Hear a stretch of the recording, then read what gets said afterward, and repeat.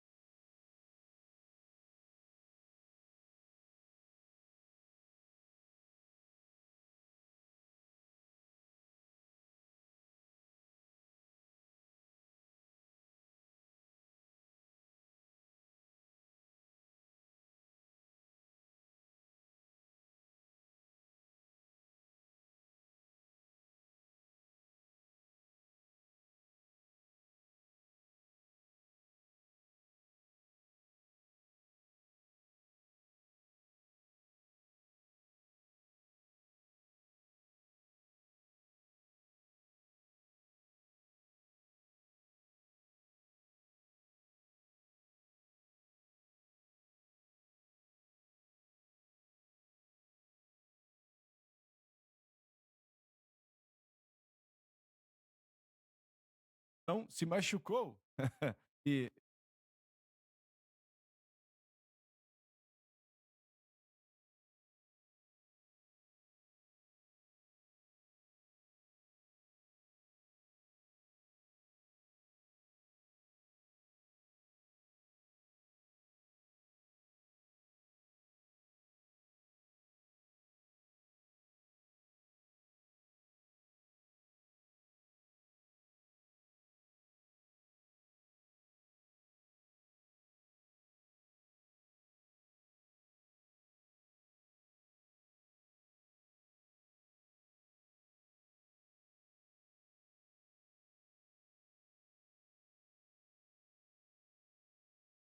quem puder, tem que pedir em um website, por outros sites também, porque ali você encontra o verdadeiro poder sobrenatural de Deus operando para salvar as pessoas. E é disso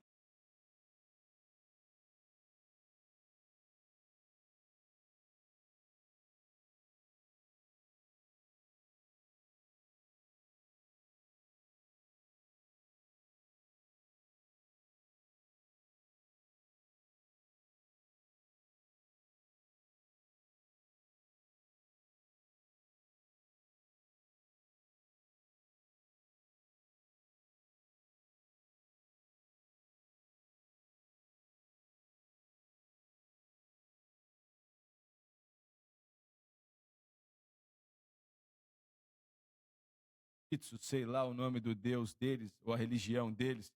E aí ele disse: Olha, se o seu Deus puder ressuscitar meu filho dos mortos, o irmão Garlock disse: Ele pode sim, é possível. Se ele vai ou não, eu não sei, mas ele pode. E ele disse: Se ele ressuscitar dentre os mortos, eu aceito o seu Deus. E eles foram para o grande lixo que tinha lá, pegaram, tiraram o cadáver dele do lixão. Ele impôs as mãos sobre eles, orou por eles,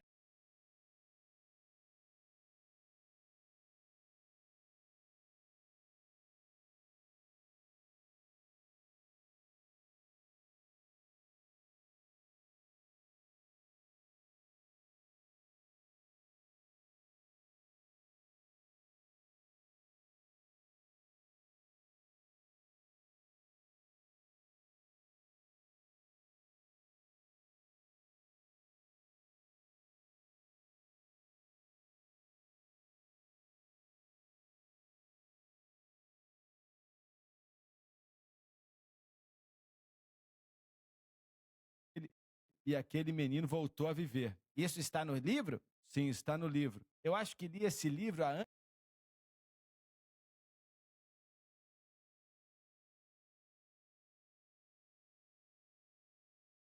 da tribo que ele ministrou para eles ali, eles acreditaram no Deus que Paulo estava pregando. É para isso que existe, é por isso que acontece, vendo almas salvas e um Deus que opera milagres. Ele confirma a mensagem de Cristo pelos milagres. Mas, olha, o irmão Garlock foi para a Libéria quando, acho que foi 8 de 10 missionários morriam com essa febre da água negra. Você já pregou lá? Sim, pregamos uma cruzada na Morávia. Eles não chamavam de cemitério do homem branco. Verdade, exatamente por essa doença. É verdade. Muito bem, vamos ler agora a próxima frase. Juntos participavam das refeições com alegria e sinceridade de coração. Eles tinham uma alegria que a perseguição não podia atrapalhar. E você pode dizer, isso não é tão importante. É muito importante. Esse povo conhecia Deus e havia uma alegria, uma satisfação no coração deles. Eles tinham uma unidade de coração. Eles tinham um objetivo em mente, que era pregar o evangelho para as pessoas. Jesus Cristo ressuscitou dos mortos. E eles não sabiam nada da cruz na época. Pregavam a ressurreição, pois era o que eles conheciam. E o Senhor usou isso, porque as autoridades em Jerusalém, as autoridades religiosas diziam que ele não tinha ressuscitado e que era uma farsa. Mas eles sabiam que ele tinha ressuscitado, porque muitos deles, não sei se eram todos, mas quantos estavam aqui, com certeza não eram todos, mas um grande número deles tinha visto o Senhor. E lembre-se que a tarefa da igreja primitiva, nos primeiros anos até chegar em Paulo, espalhando a igreja em meio à perseguição, era convencer Israel que Jesus era o Messias deles. E se aceitassem a ele, teriam o perdão dos pecados, que poderiam encontrar uma nova vida, que o poder do Espírito Santo internamente viria sobre eles, o dom do Espírito Santo em sua plenidade viria, e tudo isso estava acontecendo na igreja primitiva com o propósito de salvar Israel. Nós temos 30 segundos. Leia o versículo 47. Louvando a Deus e tendo a simpatia de todo o povo, Jerusalém como um todo estava impressionada com o que via em relação aos seguidores de Cristo, e o Senhor lhes acrescentava diariamente os que iam sendo salvos. Muitos aceitavam a Jesus. A sua igreja é assim? É assim que precisamos ser, é o que queremos. Avivamento, esse é o mover de Deus. O tempo acabou, você não pode perder o próximo programa e vamos começar em Atos 8. Te amamos, Deus te abençoe.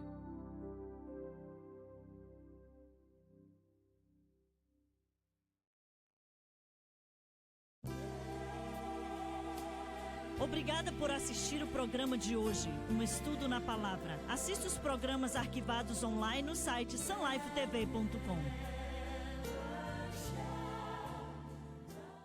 Experimente a diferença. O objetivo